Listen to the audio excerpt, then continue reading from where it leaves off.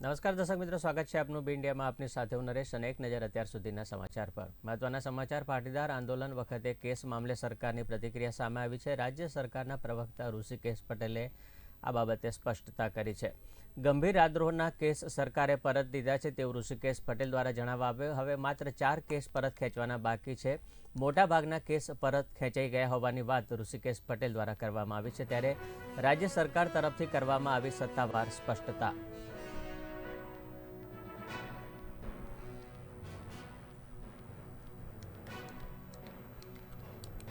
મારા ધ્યાનમાં છે ત્યાં સુધી વખત કેસો પાછા ખેંચાતા ગયા છે. હવે લગભગ 4 જેટલા જ કેસો બાકી છે.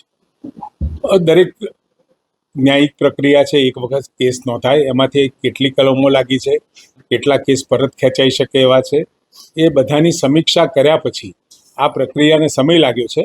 પરંતુ યોગ્ય રીતે ને ન્યાયિક રીતે આ કેસો જે પરત ખેંચવા જેવા હતા એ તમામ કેસો આપણે પરત ખેંચ્યા. અરે આક્ષેપ તો એ કરે જ છે